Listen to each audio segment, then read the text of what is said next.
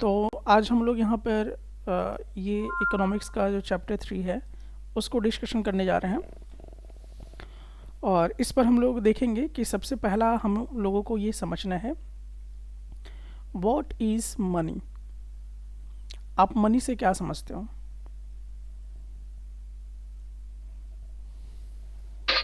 पैसा।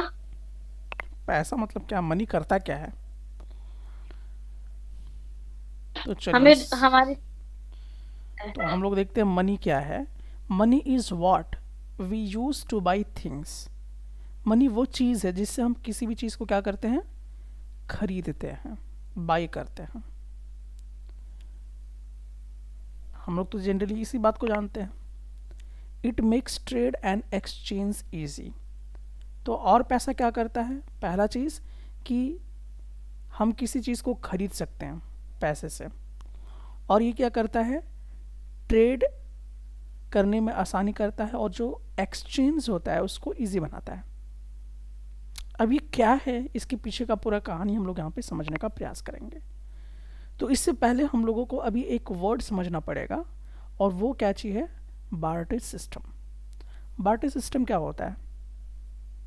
Do you know about it? Barter system क्या होता है?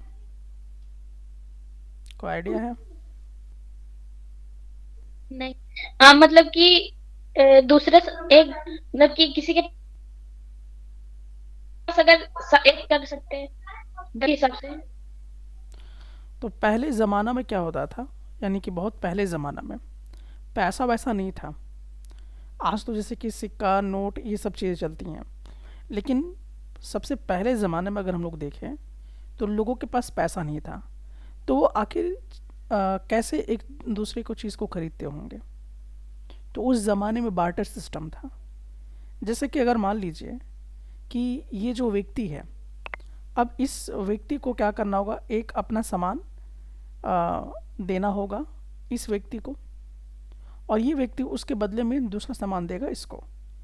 तो इसी को हम लोग कहते हैं बार्टर सिस्टम। जैसे एग्जाम्पल के तौर पे अगर इसके पास मान लीजिए चावल है, अब इसको दाल चाहिए, तो ये दाल अपना इसको दे देगा, और ये क्या करेगा, अपना चावल इसको दे देगा। यानी कि आदान प्रदान, सामान का क्या करता था, एक्सचेंज किया करता था। लोग क्या करते थे यहाँ पे, या किसी के पास कपड़े नहीं है तो वो क्या कर देगा, कहेगा कि भाई आप मुझको चावल दे दो, मैं आपको कपड़े दे देता हूँ। तो इस तरह का जो चीज़ें हैं इसको हम लोग कहते हैं बार्टर सिस्टम। जैसे अभी ये भी कुछ कुछ लोकल चीज़ों में हो भी रहा है। जैसे आप लोग देखे होंगे कि आप टूटा हुआ मोबाइल दे दीजिए, टूटा हुआ कोई इलेक्ट्रॉनिक चीज़ दे दीजिए, उसके जगह पे आपको एक तसला मिल जाएगा, या उसके जगह पे आपको मुर्गी वगैरह मिल जाएगा। तो वो भी क्या हो गया, एक बार्टर सिस्टम हो गया। तो बार्टर सिस्टम के अकॉर्डिंग ये सब चीज़ें जो थी पहले ज़माना में हुआ करती थी, क्योंकि उस ज़माने में पैसे नहीं हुआ करते थे। तो बार्टर सिस्टम क्या हुआ? तो बेसिकली अगर हम लोग देखें तो बार्टर सिस्टम में क्या करते थे लोग, people use to exchange goods. ये क्या करते थे, जो भी सामान होता था उसको एक्सचेंज करते थे डायरेक्टली। ठीक है।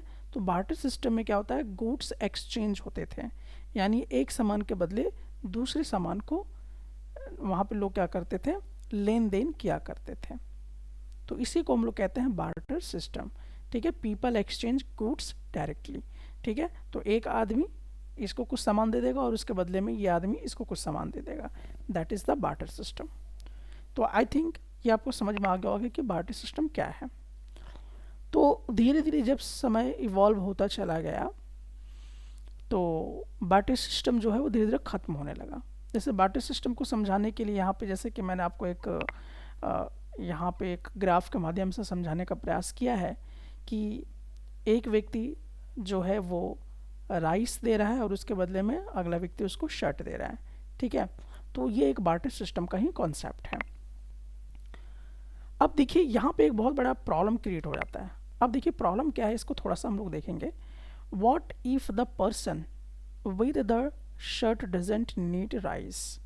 अब ऐसा हमको समझना है कि जैसे कि मान लीजिए कि जो व्यक्ति है उसके पास मान लीजिए शर्ट है देने के लिए, लेकिन अगले व्यक्ति को जो है शर्ट की ज़रूरत नहीं है, ये कह रहा है कि भाई ठीक है, आप मुझे अपना राइस दे दो और इसके बदले में मैं आपको क्या दे दूंगा, टी शर्ट दे दूंगा या शर्ट दे दूंगा। लेकिन अगला व्यक्ति अब इसमें क्या है, वो रेडी नहीं है, वो बोला कि भाई हमको तो शर्ट की आवश्यकता नहीं है, हाँ लेकिन मैं राइस दे सकता हूँ, लेकिन अगर आप शर्ट के अलावा मुझे कुछ देते हो तो यहाँ पे भी क्या हो जा रहा है, एक प्रॉब्लम क्रिएट हो जा रहा है। तो इस तरह के जो प्रॉब्लम्स, तो बार्टर सिस्टम इस तरह के प्रॉब्लम बराबर होते थे, क्योंकि जो देने वाला है और जो लेने वाला है उन दोनों का इच्छा सेम होना चाहिए। अगर वो नहीं होता है तो फिर यहाँ पे बार्टर सिस्टम में प्रॉब्लम क्रिएट हो जाता है। तो इस प्रॉब्लम को सॉल्व करने के लिए क्या किया गया, मनी मनी इंट्रोड्यूस कराया गया। Money solve this problem. तो इन तमाम जो बार्टर सिस्टम है इसको सॉल्व कौन कर रहा है, मनी सॉल्व करता है। ठीक है, सो इसी को कहा गया है एक्सचेंज इजीली। मनी हर चीज़ को अच्छे से एक्सचेंज कर देती है। ठीक है, तो अब इसको हम लोग एक बार क्विक रिवीजन के तौर पे देखते हैं कि इसका जो मेन पॉइंट है इस कॉन्सेप्ट का वो क्या है, वो हम लोग यहाँ पे समझेंगे। तो जैसा कि अभी आप यहाँ पे देख रहे थे कि लोग पहले ज़माने में जिसमें मनी नहीं था तो वो गुड्स का डायरेक्टली एक्सचेंज करते थे, जिसको हम बार्टर सिस्टम कहा करते हैं। लेकिन प्रॉब्लम इसमें आता था, बार्टर सिस्टम में क्या प्रॉब्लम आता था कि जो उनका म्यूचुअल जो नीड्स है उसमें डिफ़िकल्टी आती थी, तो बार्टर सिस्टम का प्रॉब्लम आ गया। ठीक है, यानी कि जो चीज़ अगले व्यक्ति को चाहिए वो चीज़ दूसरे व्यक्ति को नहीं चाहिए, तो यहाँ पे बार्टर सिस्टम में प्रॉब्लम क्रिएट हुआ। और जब ऐसा प्रॉब्लम क्रिएट हुआ तो क्या इंट्रोडक्शन हुआ इसका, मनी का। तो फिर पैसे का यहाँ पे इंट्रोडक्शन हुआ। और मनी क्या कर सकता है कि एक सारी चीज़ों का सॉल्यूशन बन सकता है। ठीक है, और साथ ही साथ facilitation of trade, money simplifies trade and exchange. तो पैसा क्या करता है, वो ट्रेड और एक्सचेंज को बहुत ही अच्छे से ईजी बना देता है। तो दैट्स द मनी। समझ में आया बात। तो अगर आपसे कोई पूछता है कि मनी क्या है, तो मनी वह चीज़ है जिससे आप सब कुछ खरीद सकते हो, लेकिन साथ ही साथ ये क्या करता है, जो ट्रेड है और जो एक्सचेंज है उसको आसान बनाता है, इसमें दिक्कत नहीं आती है। तो इसको हम मनी कहते हैं। चलिए अब आगे की तरफ हम लोग बढ़ते हैं। अब हम लोग यहाँ पे समझने का प्रयास करते हैं कि टाइप्स ऑफ मनी क्या होता है। अब आप सोचते हैं कि मनी के भी टाइप्स हैं, तो जी हाँ, मनी के भी टाइप्स हैं। तो क्या क्या टाइप्स हैं, अब चलिए इसको भी हम लोग देखते हैं। तो देखिए, अभी तक जो मनी को आप देख रहे हैं वो कॉइन्स के रूप में देख रहे हैं, या तो करेंसी नोट के रूप में आप देख रहे हैं, जैसे 50 का नोट, 100 का नोट। ठीक है, उस तरह की चीज़ों को आप यहाँ पे देख रहे हैं। तो जैसा कि आप यहाँ पे देख सकते हैं कि जो भी नोट है या तो आपको सिक्के के रूप में दिखाई देगा या तो इस तरह से नोट के रूप में दिखाई देगा। ठीक है, तो इसको आप लोग जनरली मनी के तौर पे जानते हैं। ठीक है, ओके। अब मनी का एक टाइप तो ये हुआ, यानी कि हम मुझे करेंसी नोट और कॉइन्स के नज़र में आएगा। अगर हम दूसरा टाइप इसका देखें कि मनी एक और रूप में नज़र आती है, दैट इज़ बैंक डिपॉजिट्स। ठीक है, यानी कि बैंक देखिए मनी के टाइप्स कितने हैं, एक तो कॉइन्स एंड करेंसी और दूसरा क्या है, बैंक डिपॉजिट्स। ठीक है, और तीसरा क्या है, डिजिटल मनी। ठीक है, तो डिजिटल मनी में जैसे कि गूगल पे आज हम लोग करते हैं, पेटीएम करते हैं, गूगल करते हैं। ठीक है, तो ये तमाम चीज़ें जो हैं वो आपका डिजिटल मनी के रूप में नज़र आता है। तो डिजिटल मनी भी आपको समझ में आ गया होगा कि आज हम लोग 5 रुपये कहीं भेजना है, 10 रुपये कहीं भेजना है, तो नोट के रूप में नज़र नहीं आता है वो, लेकिन एक नंबर होता है जो आपके यूपीआई से ट्रांजेक्ट हो जाता है। और दूसरा जैसे कि मैंने कहा कि बैंक डिपॉजिट्स, यानी कि जो हम लोग पैसे बैंक में रखते हैं। ठीक है, तो वो भी क्या हो गया, आपका एक मनी का ही फॉर्म हो गया।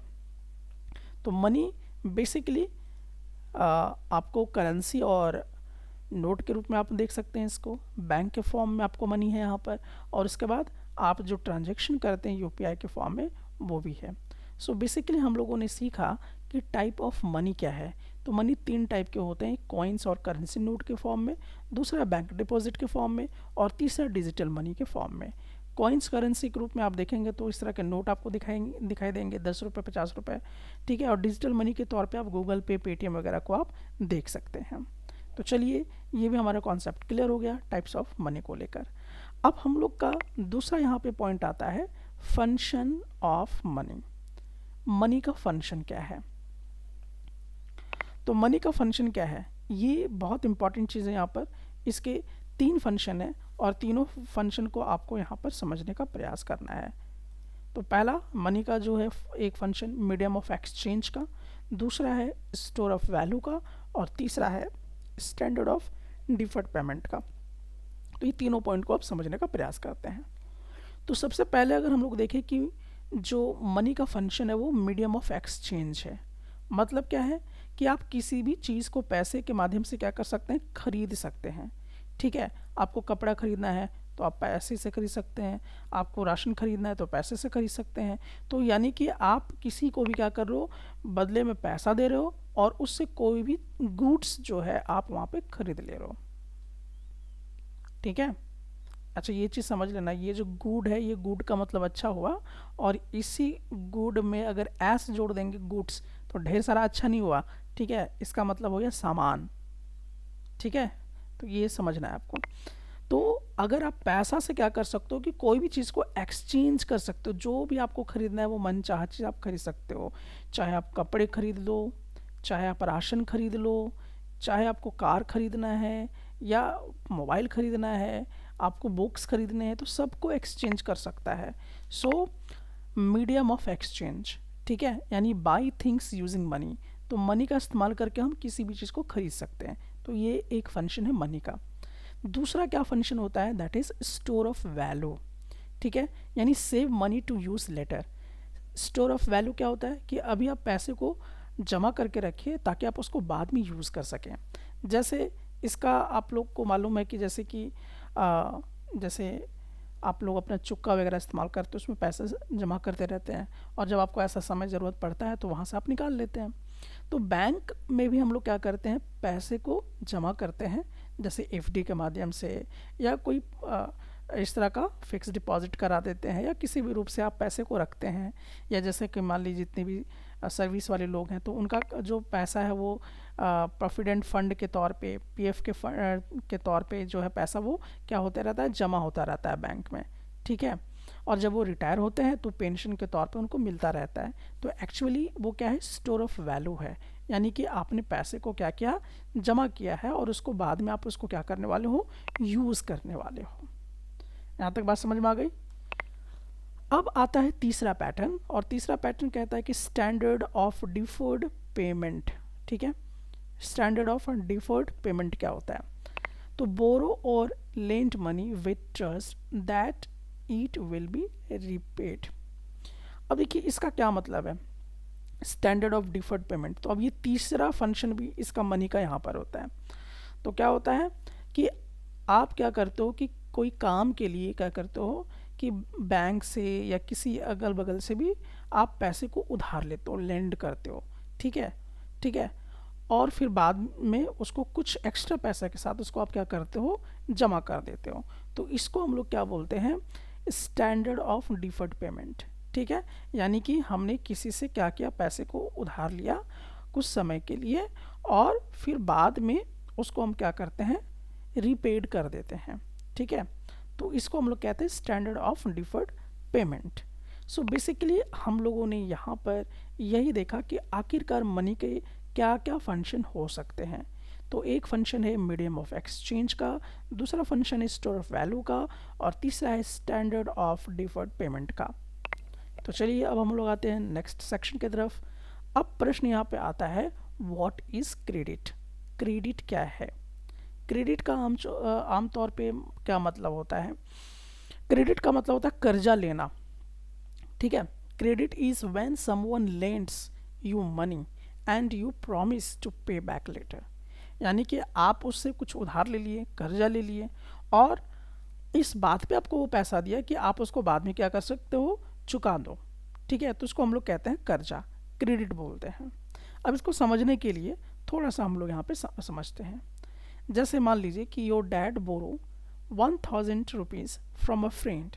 तो जैसे कि मान लीजिए कि आपके पिताजी जो हैं 1000 रुपये अपने दोस्त से क्या करते हैं, उधारी ले लेते हैं, और two by seeds for farming, और जो फार्मिंग के लिए कुछ बीज वगैरह खरीदने के लिए वो उधार 1000 रुपये लेते हैं।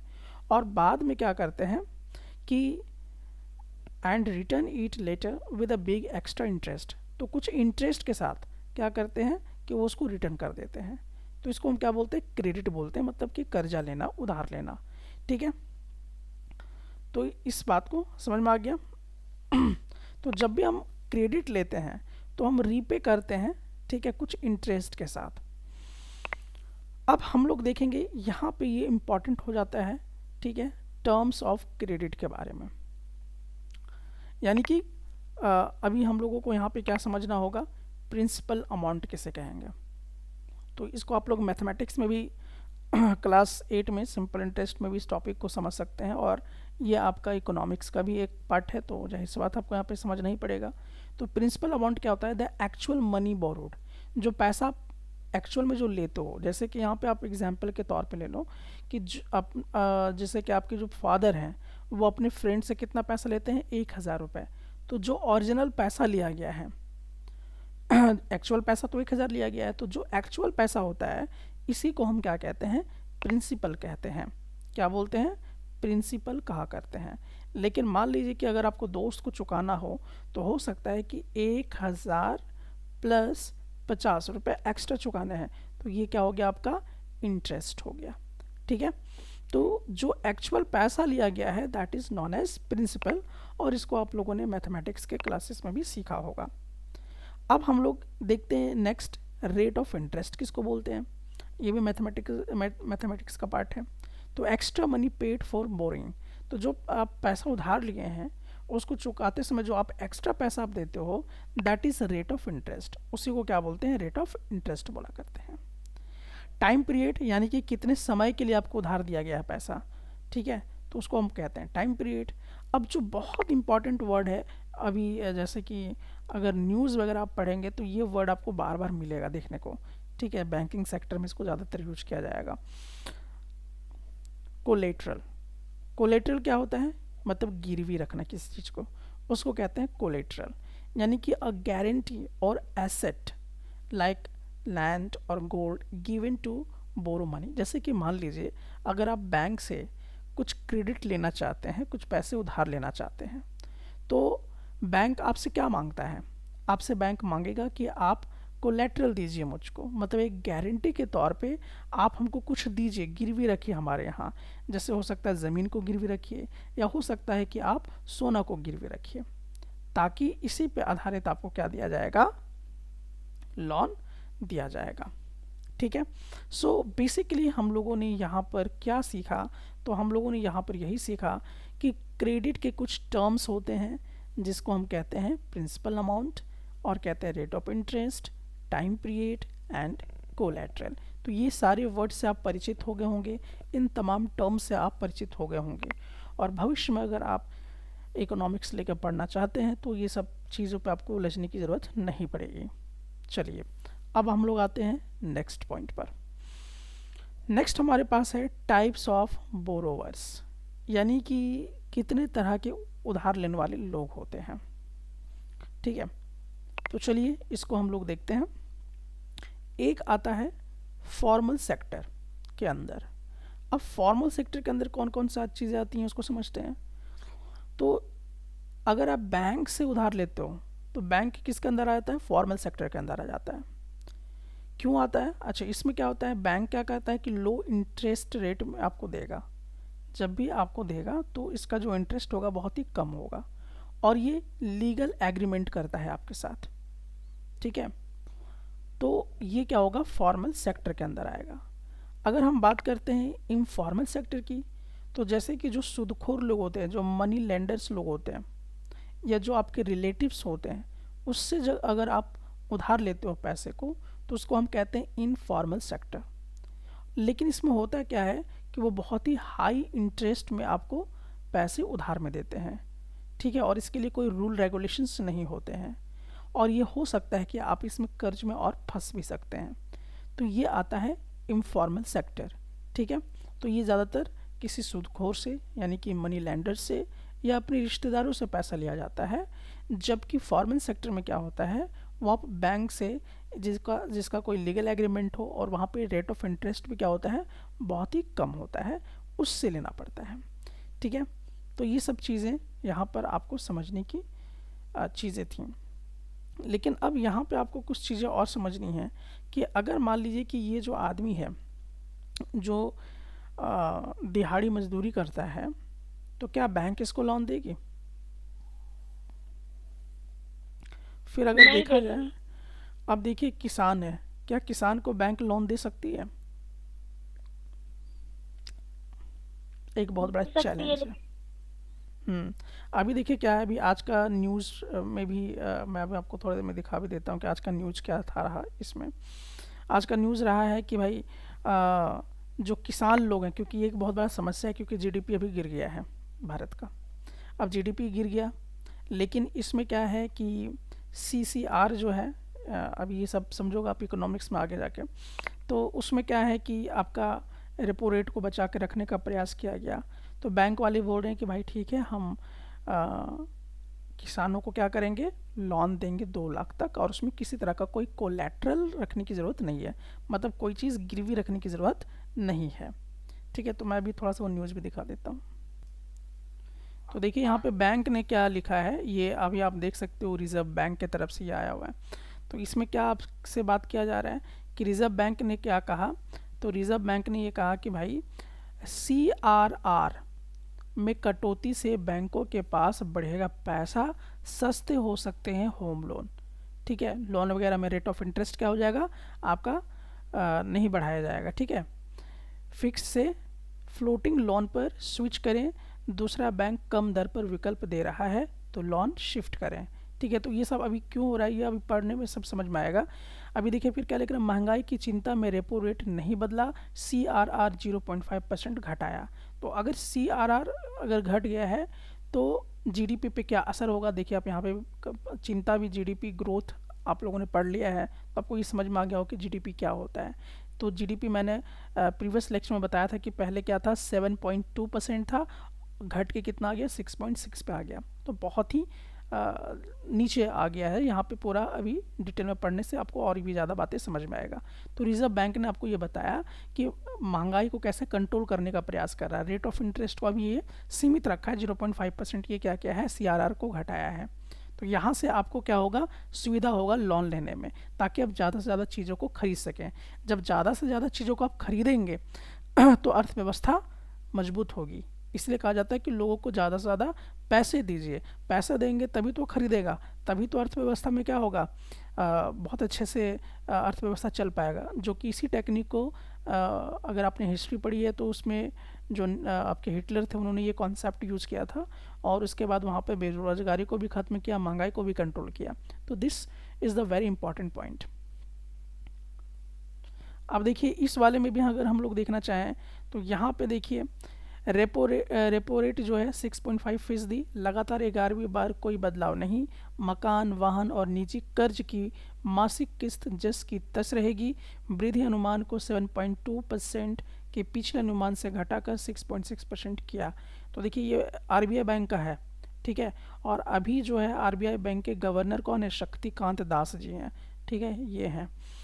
ठीक है, तो यहाँ पर आपको रेपो रेट को कम रखा गया है, रेट ऑफ इंटरेस्ट को कम रखा गया है, ताकि आप मकान खरीद सको, वाहन खरीद सको, या कोई पर्सनल आप लोन वगैरह लेना चाहते हो तो लो आप, आपका इसमें कोई भी इंटरेस्ट ज़्यादा नहीं बढ़ेगा। तो देखिए यहाँ भी हम लोग देख सकते हैं कि CRR cut to 4% will release इतना lakh crore. RBI holds key rate lowest growth, forecast moves to boost liquidity. ठीक है, तो ये सब चीज़ें आपको समझ में अब आ गया होगा कि आज का न्यूज़ में भी लगभग आपका मनी मैटर से रिलेटेड बहुत कुछ जो है वो दिया हुआ है। अब थोड़ा हम लोग यहाँ पे देखेंगे कि इस ग्राफ में हम क्या समझने का प्रयास करेंगे कि जो रूलर्स लोग होते हैं, मतलब देहात में रहने वाले जो लोग होते हैं, ये ग्राफ बनाई गई है 2019 के सर्वे के हिसाब से, और उसमें ये देखा गया है कि जो 2019 के आसपास में जो देहात में रहने वाले लोग थे वो किन किन जगहों से कर्जा लेते थे। तो यहाँ पर आप देख सकते हैं कि 51% जो थे वो कमर्शियल लोग बैंक से लेते हैं। ठीक है, लेकिन आप यहाँ पे देख सकते हैं कि अदर इनफॉर्मल एजेंसी से 3% लोग लेते हैं। फिर जो रिलेटिव्स या फ्रेंड होते हैं उससे कर्जा लोग 7% लेते हैं, और जो सूदखोर लोग होते हैं उससे 23% कर्जा लेते हैं। और जो ज़मींदार लोग होते हैं उससे 1% लिया करते हैं, और जो अदर एजेंसी होते हैं उसे 5%, और जो कोऑपरेटिव बैंक्स वगैरह होता है या जो सोसाइटी बैंक वगैरह होता है तो उससे 10% लोग क्या करते हैं, पैसे उधार लेते हैं। ठीक है, तो ये ग्राफ में आपको ये समझाने का प्रयास किया गया है कि लोग पैसे कैसे कैसे उधार लेते थे, और ख़ासकर जो हिस्ट्री पढ़ रहे हैं उनको मालूम है कि ज़मींदार लोग कैसे आपको पूरा कर्जा में धकेल देता था, या सूदखोर लोग का एक जमवाड़ा था पूरा। झारखंड में भी आपको मालूम होना चाहिए कि सूदखोर लोग बहुत ज़्यादा थे। ठीक है, उसके खिलाफ लड़ाई लड़ी गई है, अंग्रेज़ लोग भी यही काम कर रहे थे। तो ये सब चीज़ें आपको समझना है कि कर्ज में आपको कैसे फंसाने का प्रयास कर रहे हैं। लेकिन अभी क्या हो गया है, अभी एक नया चीज़ इंट्रोड्यूस हुआ है जो कि एक बहुत ही अच्छा है, जिसको कहा जाता है self help groups, SH groups, यानी कि सेल्फ हेल्प ग्रुप्स।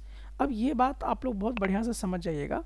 इसमें क्या होता है कि जो महिलाएं होती हैं आसपास की अपनी क्षेत्र की महिलाएं, वो लोग आपस में क्या करते हैं, छोटे छोटे अमाउंट में पैसा को जमा करते हैं, और जमा करने के बाद क्या करते हैं वो बहुत सारी महिलाएं मिलकर पैसा जमा करती हैं, एक अपना थोड़ा सा छोटा सा एक सोसाइटी बना लेती हैं, एक कमेटी बना लेती हैं, और उसी में से जिस आदमी को ज़रूरत होता है पैसे का तो वो पैसा उसी से ले लिया जाता है, और दूसरों को भी पैसा कुछ इंटरेस्ट पे दिया जाता है।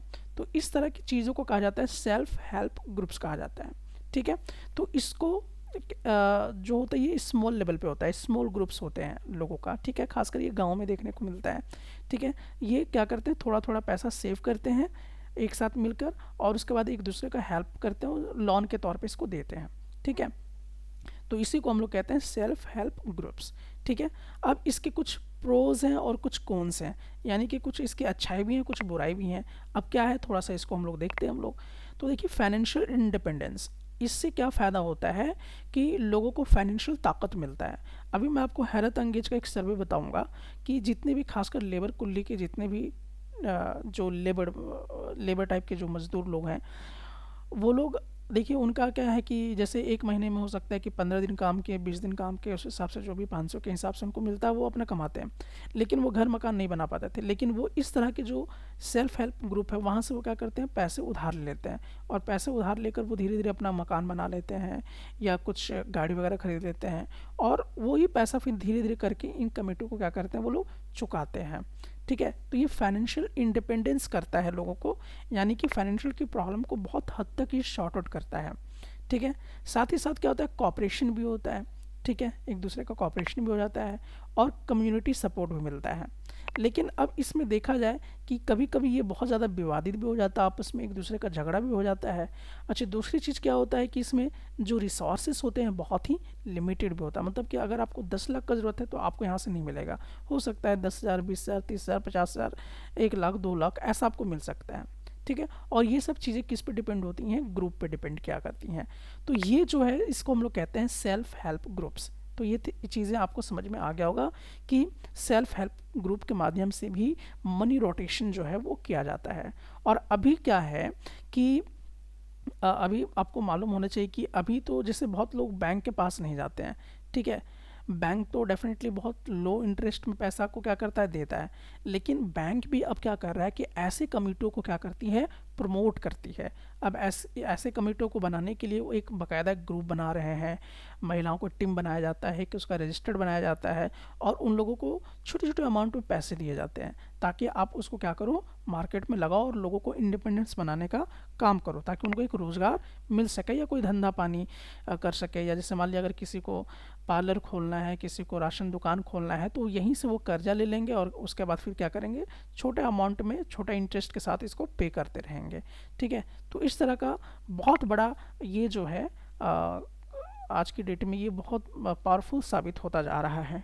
ठीक है, तो जो आपकी इकोनॉमिक्स है इस पर भी बहुत ज़्यादा नज़र रख रही है, और बैंक सेक्टर भी इस पर बहुत बढ़िया से काम भी कर रहे हैं। तो चलिए, आपने कितना सीख लिया है, चैप्टर आपका फिनिश हो चुका है। चैप्टर बहुत ही छोटा था, फिर भी मैंने बहुत डिटेल में इसको समझाने का प्रयास किया। उम्मीद करता हूँ कि आप अच्छे से समझ चुके होंगे, और अगर आप नहीं भी समझे हैं, कहीं पे अगर आपके माइंड में कुछ डार्कनेस है, तो इसको हम लोग अभी यहाँ पर जस्ट कॉन्सेप्ट क्लैरिटी की तरफ आएंगे कि कहीं कोई कॉन्सेप्ट धुंधला तो नहीं है, उसको और बेहतर तरीके से हम साफ करके देखेंगे। तो इसके लिए हम लोग अब करेंगे क्वेश्चन, और इसमें आपको ये भी पता चलेगा कि आपका किस लेवल का क्वेश्चंस या किस लेवल का वीकनेस आपके अंदर है, अंडरस्टैंडिंग है, एनालिटिकल है, या किस तरह का वीकनेस है आपके अंदर, वो भी आपको इवोल्यूट करने का मौका मिलेगा। तो चलिए शुरू करते हैं क्वेश्चन को।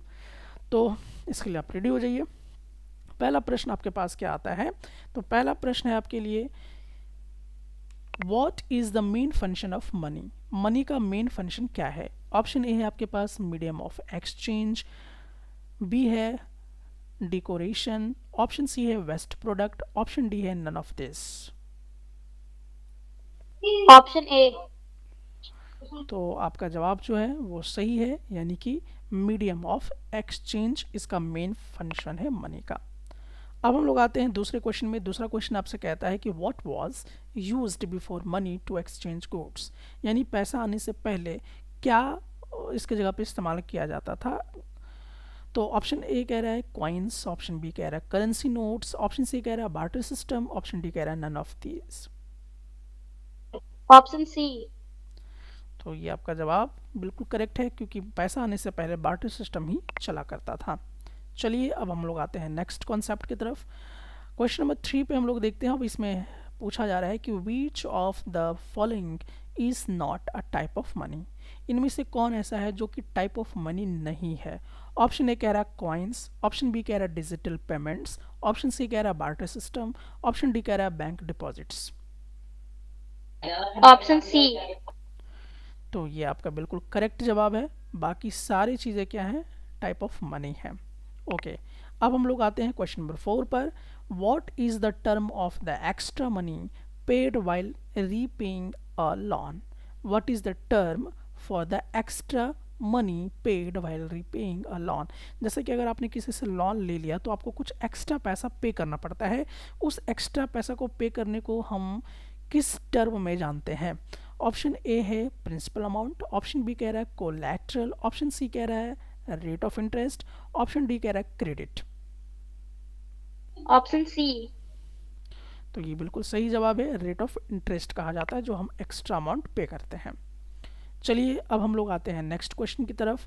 क्वेश्चन नंबर 5 क्या कहता है कि what do banks require as a guarantee when giving loans, यानी कि जब बैंक आपको लोन देती है तो वो गारंटी के तौर पर क्या रखती है। ऑप्शन ए, उनको मतलब गारंटी के तौर पे क्या रिक्वायरमेंट होती है। Option A interest, option B collateral, option C currency, option D notes.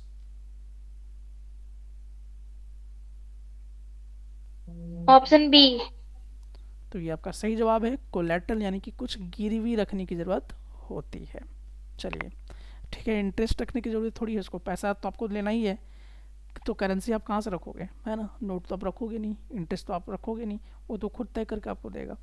चलिए नेक्स्ट आते हैं 6 क्वेश्चन में। Who charges highest interest rates on loan, loan पर सबसे ज़्यादा इंटरेस्ट कौन चार्ज करता है। ऑप्शन ए कहता है बैंक, ऑप्शन बी कहता है इनफॉर्मल लैंडर्स जैसे कि ज़मींदार, मतलब कि जो सुदखोर हैं या जो रिलेटिव्स हैं, ऑप्शन सी कहता है आपका SHZ, और ऑप्शन डी कहता है none of this. Option B. तो ये आपका सही जवाब है कि जितने भी इनफॉर्मल सेक्टर की चीज़ें हैं वो आपसे ज़्यादा हाई रेट ऑफ इंटरेस्ट लेते हैं। अगला क्वेश्चन की तरफ हम आते हैं 7th क्वेश्चन में। अब इसमें देखते हैं कि which of the following is a feature of self help groups. इसमें से आपको बताना है कि सेल्फ हेल्प ग्रुप का फीचर इनमें से क्या है। ऑप्शन ए कहता है कि they save and lend money collectively, option B कहता है only men can be members, option C कहता है कि they charge very high interest, option D कहता है कि they only take loans from money landers.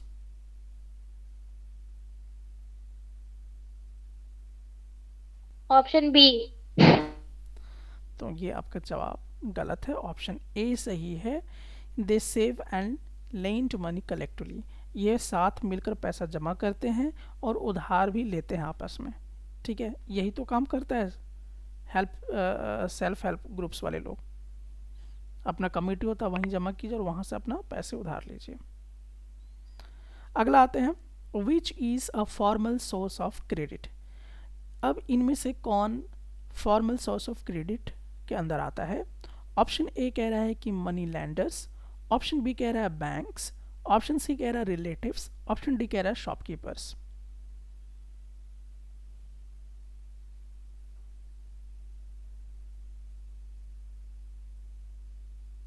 जल्दी। बैंक। तो ये करेक्ट जवाब है, क्योंकि बैंक क्या होता है, फॉर्मल सेक्टर के अंदर आता है। चलिए अब हम लोग आते हैं नेक्स्ट क्वेश्चन की तरफ। Why is digital money becoming popular? Digital money इतना ज़्यादा फेमस क्यों हो चुका है? Option A, it is faster and more convenient. Option B कह रहा है इट रिप्लेसेस बार्टर।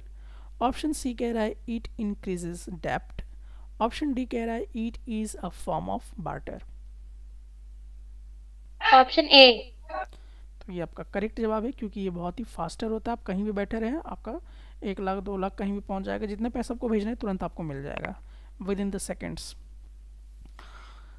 अब आते हैं हम लोग क्वेश्चन नंबर 10 पर। What is the main issue with borrowing from informal landers?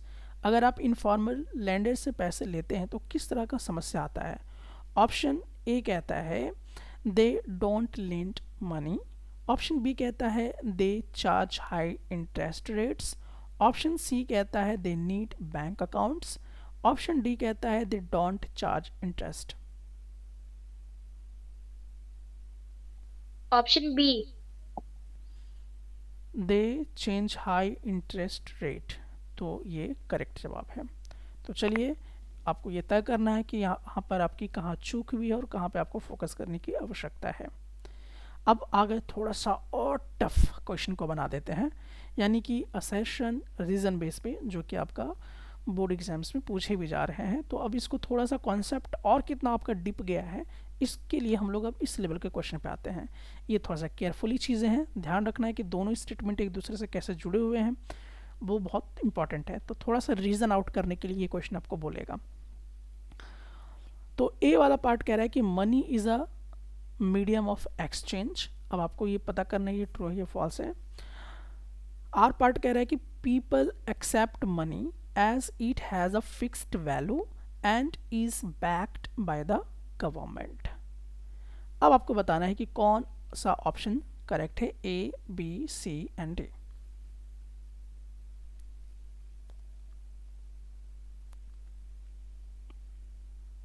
जल्दी बताएं।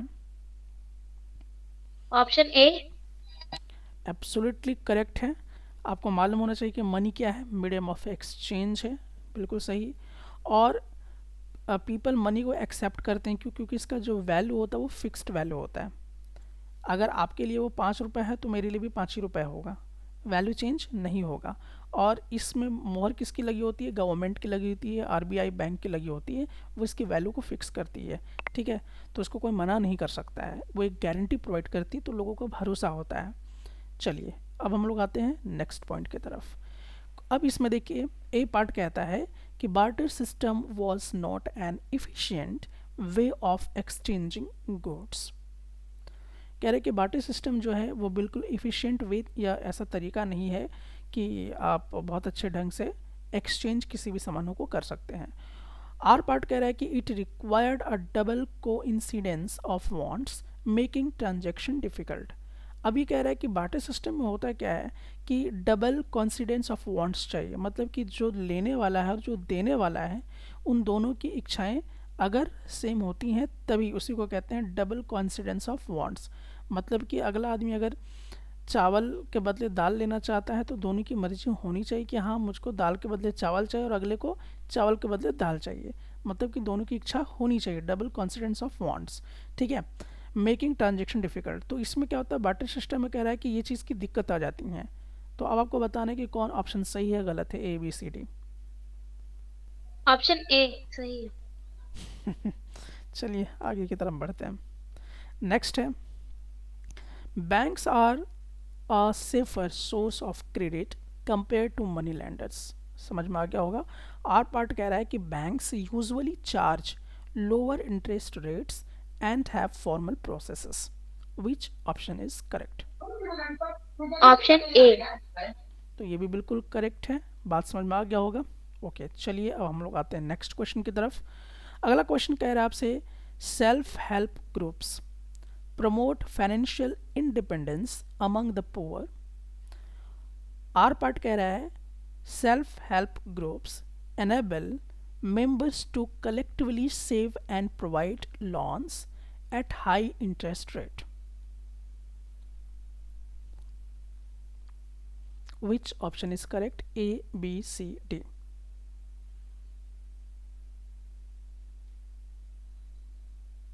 Option B. तो आपका जवाब बिल्कुल गड़बड़ हो गया। ऑप्शन बी बोले थे कि C? C, A is true. Option B. A तो ट्रू है, ए तो ट्रू है कि जो हाँ। भी सेल्फ हेल्प ग्रुप्स होते हैं वो काफ़ी प्रमोट करता है फाइनेंशियल इंडिपेंडेंस के लिए। और आर कह रहा है कि collectively save and provide loans at high interest. तो यहाँ पर गड़बड़ी है, हाई इंटरेस्ट में लोग नहीं देता है, बहुत ही कम परसेंटेज रहता है इस तरह का जो समूह जो कमेटी होता है। तो आर इज़ फॉल्स, किस कारण से? हाई इंटरेस्ट नहीं देता है, हाई इंटरेस्ट में सिर्फ सूदखोर लोग देते हैं। चलिए अब हम लोग आते हैं नेक्स्ट क्वेश्चन की तरफ। Borrowing from informal sources can lead to a debt trap. कह रहा है कि अगर आप इनफॉर्मल सोर्सेज से पैसे उधार लेते हैं तो आप कर्ज में फंस सकते हैं। अगला पार्ट कह रहा है कि informal lenders often charge high interest rates making it hard to repay loans. यानी कि जो भी इनफॉर्मल सेक्टर से पैसे लिए जाते हैं, खासकर जैसे सूदखोर वगैरह, तो बहुत ही हाई इंटरेस्ट में वो आपको पैसे देते हैं, जिससे आप लोन को चुकाने में फेल भी हो सकते हैं या बहुत तकलीफ हो सकती है, बहुत ही मुश्किलों का सामना करना पड़ सकता है। Option A, B, C, D क्या सही है? Option A. तो आपका जवाब करेक्ट है। चलिए अब यहाँ तक तो हो गया। अब क्वेश्चन का लेवल बदल चुका है। अब आप आ गए हैं तीसरे लेयर की तरफ। फर्स्ट लेयर में आप देख रहे थे कि आपका नॉलेज कैसा था, सेकंड लेयर में आपका रीजनिंग कैसा था। अब इस सब में पूरा मिक्स्ड चलेगा फिर से कि आप कहाँ धाराशायी होने जा रहे हैं। तो चलिए, रिमेंबरिंग बेसिस पे है कि आपको कितनी बातें नॉलेज में आई हैं, नहीं आई हैं, उस पर आधारित है। लेकिन अब यहाँ पर आपको कोई ऑप्शन नहीं मिलेंगे, आपको इंग्लिश में बोलना होगा या आपको लिखना होगा, लिखने की शैली आपको बढ़ानी होगी। अब आपको देखिए कि क्या लैंग्वेज का प्रॉब्लम है, किस बात का प्रॉब्लम है। तो अब यहाँ पे पहला प्रश्न आ रहा है कि what is the difference between the barter system and the money based economy. बताइए क्या इन दोनों के बीच में डिफरेंस है?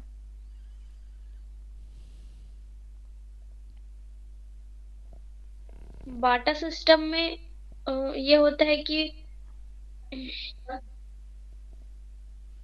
आम आदमी अपने जरूरत के हिसाब से एक्सचेंज कर लेते हैं।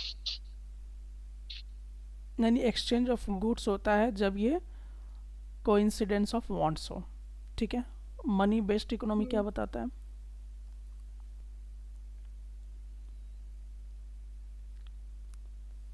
अगर आपको किसी चीज की जरूरत है और उस आदमी को अगर उस चीज की जरूरत नहीं है, तो उस पे आपका वो काम नहीं करेगा, तो इसीलिए मनी इस पे ज्यादा काम करेगा। हम्म, ठीक है। तो बार्टर सिस्टम में क्या होता है? एक्सचेंज ऑफ गुड्स डायरेक्टली होता है, यानी कि इसमें इम्पॉर्टेंट है कि डबल कॉन्सिडेंस ऑफ वांट्स की ज़रूरत होती है, यानी दोनों आदमियों का इच्छा का ज़रूरत इसमें पड़ता है, किसमें? बार्टर सिस्टम के अंदर। लेकिन जब मनी बेस्ड इकोनॉमी की अगर हम बात करते हैं तो मीडियम ऑफ एक्सचेंज की बात करता है, और इसमें डबल कॉन्सिडेंट ऑफ वांट्स की रिक्वायरमेंट नहीं होती है, ये किसी भी चीज़ को भी एक्सचेंज कर सकता है। तो दोनों के बीच में इस तरह से आपको आंसर लिखना है। चलिए नेक्स्ट क्वेश्चन की तरफ हम लोग मूव करते हैं। ये कॉम्प्रिहेंसिव बेसिस पर है कि आपने कितना समझा है, उसके आधार पर ये क्वेश्चन दिया हुआ है। क्वेश्चन है, explain why money is considered a better medium of exchange than the barter system. कह रहा है कि बार्टर सिस्टम से मनी जो है एक बेटर मीडियम ऑफ एक्सचेंज है, क्यों? समझाइए।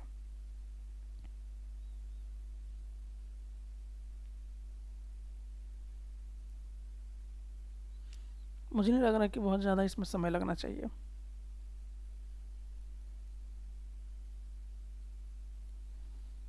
बहुत ही स्पष्ट इसका जवाब होना चाहिए, बिल्कुल अभी भी मैंने दिया। देखिए, money is better because, money क्यों बेटर है? It eliminates the need for a double coincident of wants. Money से ये प्रॉब्लम ख़त्म हो जाती है, डबल कॉन्सिडेंस ऑफ वांट्स ख़त्म हो जाता है। मतलब कि एक दूसरे का इच्छा की ज़रूरत यहाँ पे नहीं है कि चावल के बदले दाल, की दाल के बदले चावल। पैसा से कुछ भी आप एक्सचेंज कर सकते हो। एक मनी ये काम करती है। दूसरी बात है कि ईजिली डिविजिबल है, ठीक है। इसको 1 रुपया, 5 रुपया, 10 रुपया, यानी कि इसका एक फिक्स्ड वैल्यू होगा। जबकि आप कितना किलो के बदले में कितना क्या चीज़ ले रहे हैं, दे रहे हैं, एक शर्ट के बदले कितना चावल ले रहे हैं, तो उसमें एक वैल्यू फिक्स्ड नहीं होता है। लेकिन इसमें क्या होता है, मनी में एक वैल्यू फिक्स्ड होता है, जो कि इजीली आप ये कंपेयर कर लेते हैं कि ये कौन चीज़ कितनी चीज़ें जो है, कौन सी चीज़ कितने में होनी चाहिए। ये स्टोर वैल्यू करता है, ठीक है। मतलब कि आप मनी से एक चीज़ है कि आप वैल्यू को स्टोर भी कर सकते हैं, जैसे बैंक में पैसे जमा रख सकते हैं, जो बाद में आपको काम भी आएगा। और ये पूरी तरह से यूनिवर्सली क्या है, एक्सेप्टेड भी है।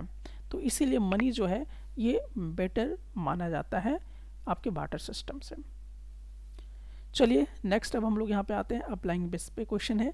If a farmer needs 10,000 rupees two by seeds. जैसे कि एक किसान है, अब उसको बीज खरीदने के लिए 10,000 जो है ज़रूरत है, but does not have collateral. लेकिन उसके पास गिरवी रखने के लिए कुछ भी नहीं है। तो which institution is more likely to give him a loan and why. तो बताइए कौन इंस्टीट्यूशन इसको लोन देगा और क्यों देगा, मतलब इस किसान को लोन कौन देगा। इसके पास कोई कोलेट्रल नहीं है।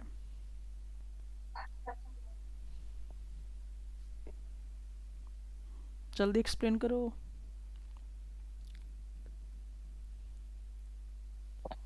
इसको सेल्फ हेल्प ग्रुप दे सकता है पैसे। क्यों देगा, क्यों देगा, ये भी जवाब देना है।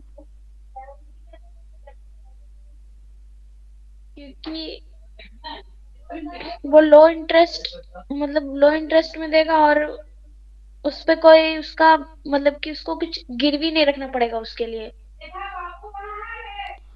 दूसरा ये भी तो हो सकता है कि कोई ज़मींदार दे, सुदखोर लोग दे, ताकि ज़्यादा से ज़्यादा इंटरेस्ट वसूला जा सके।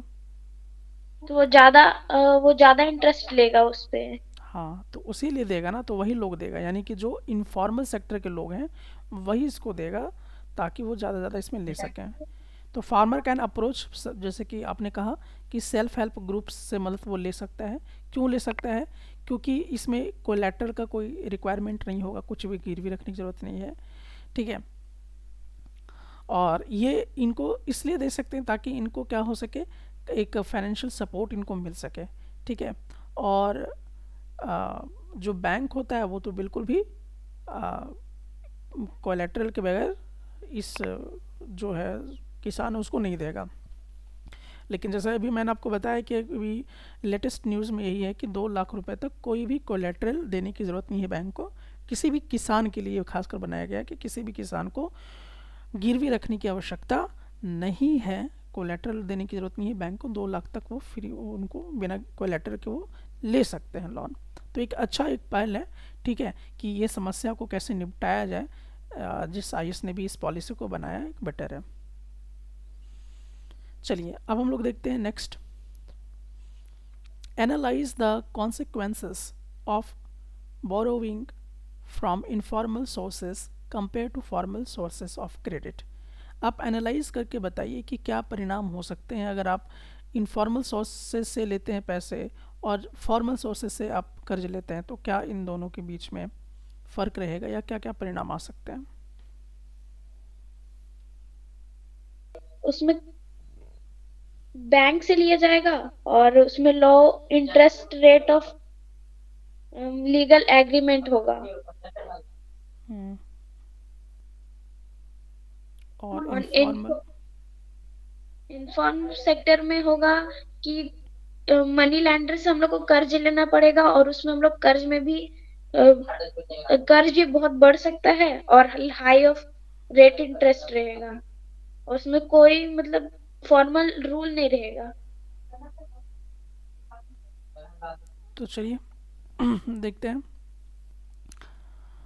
तो इसमें बिल्कुल सही है कि एक इनफॉर्मल सोर्सेस, जैसे कि अगर आप सूदखोर वगैरह से पैसे लेते हैं तो हाई इंटरेस्ट में आपको पैसे लेने होंगे और हो सकता है कि आप उस कर्ज में फंस जाएं, ठीक है। इवन जो भी आपका अगर मान लीजिए कोई भी चीज़ लीगल एग्रीमेंट्स नहीं है तो और भी घातक ये हो जाता है। फॉर्मल सोर्सेज में जैसे खासकर अगर हम बैंक की बात करते हैं तो बैंक क्या करती है कि लो रेट में क्या है पैसे को देती है, लो इंटरेस्ट में, और एक ये लीगल प्रोसीजर फॉलो करती है जो कि बहुत सेफ्टी होता है। और इसमें क्या रिक्वायरमेंट होता है, कोलेटरल की रिक्वायरमेंट होती है, तभी आपको पैसे मिलेंगे। चलिए अब हम लोग आते हैं नेक्स्ट क्वेश्चन की तरफ। अगला क्वेश्चन आपका कह रहा है कि evaluate the role of self help groups in improving the financial situation of rural women. आप किस रूप से देखते हैं कि जो सेल्फ हेल्प ग्रुप्स हैं वो फाइनेंशियल सिचुएशन जो खासकर रूरल की महिलाएं हैं उनको काफ़ी ज़्यादा इम्प्रूव कर रही है, तो आप इसका मूल्यांकन कीजिए, आप किस रूप से देखते हैं इसको। होता है विलेज का, और इसमें कोई मतलब कि इसमें फाइनेंशियल इंडिपेंडेंस होता है। तो चलिए हम बस लोग देखते इतना। हैं ये क्या होता है कि जो भी आपके सेल्फ हेल्प ग्रुप्स हैं वो क्रेडिट उपलब्ध कराते हैं, यानी कि पैसे उधार में देते हैं। और ये कहीं ना कहीं ये एक इनक्रेज करता है लोगों को कि पैसे आप क्या करें, सेव करें, इसकी एक हैबिट बनाता है। खासकर आप लोग देखते हो कि महिलाएं जो ये खासकर अपने ग्रुप में खेलती हैं पैसे इस कमिटी में। साथ ही साथ क्या करता है कि फाइनेंशियल इंडिपेंडेंस भी बनाता है, मतलब कि पैसे को आप यूज़ भी कर सकते हैं, कोई डिसीजन आप लेकर कोई काम भी कर सकते हैं। और ये एक प्लेटफॉर्मिंग भी होता है, कलेक्टिव बार्गेनिंग करने का भी एक होता है, ठीक है। एक म्यूचुअल सपोर्ट एक दूसरे से मिलता है और एक दूसरे पे भरोसा भी बढ़ता है लोगों का, और कहीं ना कहीं सोशल इकोनॉमिक का जो स्टेटस है वो बढ़िया हो जाता है। और इसका समाज में भी अच्छा इम्पैक्ट पड़ता है, क्योंकि आप देख लीजिए अगर बहुत लोग कुछ खरीदना चाहते हैं तो हो सकता है कि अगर समूह से पैसा ले लिए 50,000 60,000 और उससे जाकर कोई फ्रिज खरीद लिए, तो इसका सीधा असर आपके भारत के इकोनॉमिक में जाके गतिविधि करता है, ठीक है। तो ये सब चीज़ें जो हैं वो चेंजेस मिलता है, मतलब फाइनेंशियल सपोर्ट मिलता है इससे, तो ये एक अच्छी चीज़ है, ये होनी चाहिए।